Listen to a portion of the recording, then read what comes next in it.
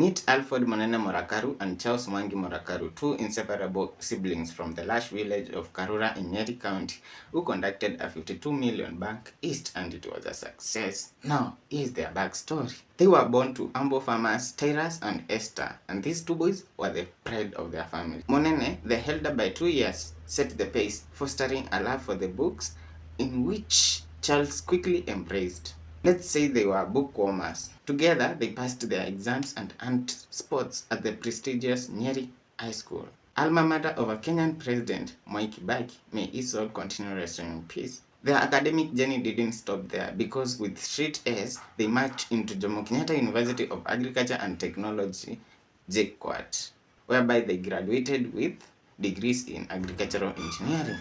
The future looked bright and their parents' sacrifices seemed to pay off, but life had other plans. Post-graduation, the harsh reality of tough job market hit them hard.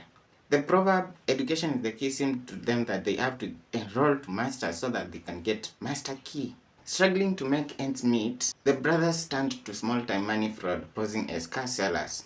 But for these high achievers, that wasn't enough. They craved for bigger score. Inspired by the Brazilian bank tunnel robbery and El Chapo's infamous tunnel escape, a daring plan took a root. Why not pull off a bloodless IIQ East?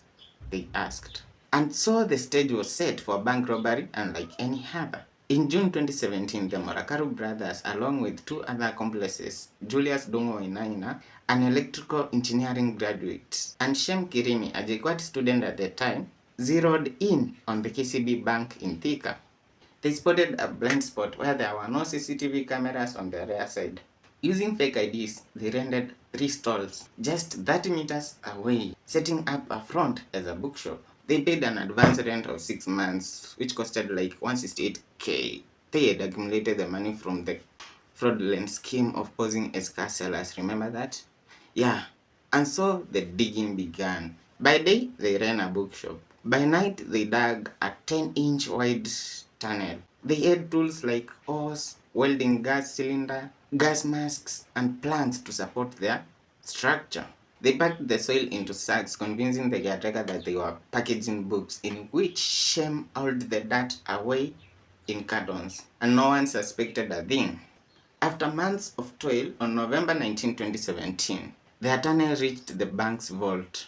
With oxyacetylene welding, they breached the strong room and made off with a staggering 52 million cash, plus a mix of foreign currencies, 57.91 USD, 1630 pounds, 95 Australian dollars, and more. It was after this that they convinced themselves they had done a great work. So instead of fleeing, they returned to their Maruroi estate home in Kasarani, waiting for the news to break. Shem, however, went his own way. But here is where the story takes a roundabout.